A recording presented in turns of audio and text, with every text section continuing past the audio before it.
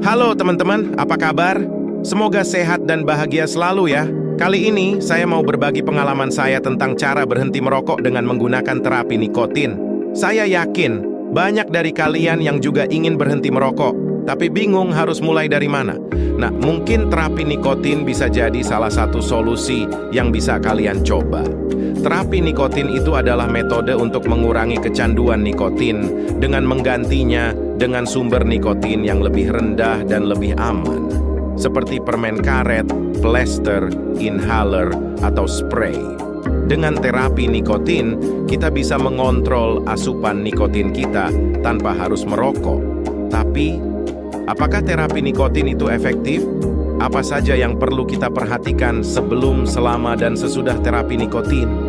Apa saja kelebihan dan kekurangan dari terapi nikotin? Dan apakah ada alternatif lain selain terapi nikotin? Saya harap dengan video ini kalian bisa mendapatkan informasi yang bermanfaat dan termotivasi untuk berhenti merokok. Terapi nikotin itu ada berbagai macam, seperti permen karet, plester, inhaler, atau spray. Masing-masing terapi nikotin itu punya kelebihan dan kekurangan sendiri-sendiri. Jadi kita harus pintar-pintar memilih terapi nikotin yang paling cocok untuk kita. Ada beberapa hal yang perlu kita pertimbangkan dalam memilih terapi nikotin, seperti tingkat kecanduan nikotin kita. Ini bisa kita ukur dengan melihat berapa banyak rokok yang kita hisap per hari, berapa lama kita sudah merokok, dan kapan kita biasanya merokok. Semakin tinggi tingkat kecanduan nikotin kita, semakin tinggi dosis terapi nikotin yang kita butuhkan. Kebiasaan dan gaya hidup kita. Ini bisa kita lihat dari apa yang kita lakukan sehari-hari, apa yang membuat kita ingin merokok, dan bagaimana kita mengatasi stres. Kita harus memilih terapi nikotin yang bisa menyesuaikan dengan kebiasaan dan gaya hidup kita, agar tidak mengganggu aktivitas kita. Kondisi kesehatan dan alergi kita.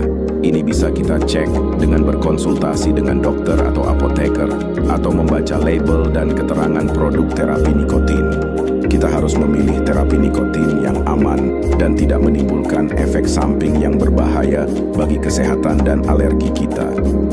Nah, setelah kita mempertimbangkan hal-hal tersebut, kita bisa membandingkan berbagai jenis terapi nikotin yang tersedia di pasaran.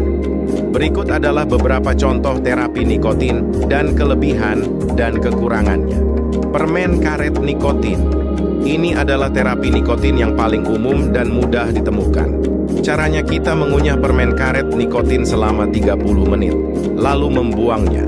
Kelebihannya, permen karet nikotin bisa memberi rasa nikotin yang cepat dan bisa kita atur sendiri kapan dan berapa banyak kita menggunakannya.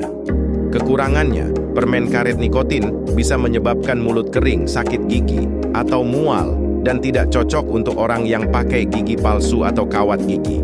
Plester nikotin. Ini adalah terapi nikotin yang paling praktis dan sederhana. Caranya, kita menempelkan plester nikotin di kulit yang bersih dan kering, lalu menggantinya setiap 24 jam. Kelebihannya, plester nikotin bisa memberi rasa nikotin yang stabil dan konstan, dan tidak perlu kita ingat-ingat untuk menggunakannya. Kekurangannya, plester nikotin bisa menyebabkan iritasi kulit, gatal-gatal, atau ruam, dan tidak bisa kita sesuaikan dengan kebutuhan nikotin kita. Inhaler nikotin. Ini adalah terapi nikotin yang paling mirip dengan merokok. Caranya, kita menghirup uap nikotin dari inhaler nikotin, lalu mengembuskan kembali. Kelebihannya, inhaler nikotin bisa memberi rasa nikotin yang cepat dan bisa kita atur sendiri kapan dan berapa banyak kita menggunakannya. Kekurangannya, inhaler nikotin bisa menyebabkan batuk, sakit tenggorokan, atau hidung tersumbat, dan harus digunakan dengan hati-hati karena bisa rusak atau hilang. Spray nikotin. Ini adalah terapi nikotin yang paling baru dan modern. Caranya, kita menyemprotkan cairan nikotin ke dalam mulut lalu menelannya. Kelebihannya, spray nikotin bisa memberi rasa nikotin yang paling cepat dan kuat, dan bisa kita atur sendiri kapan dan berapa banyak kita menggunakannya.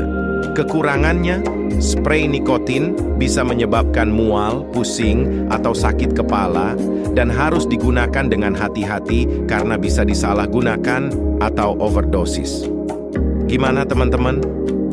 Sudah tahu kan, cara memilih terapi nikotin yang sesuai dengan kebutuhan dan kondisi kita? Kalau sudah, yuk, segera coba terapi nikotin yang kalian pilih dan rasakan perbedaannya.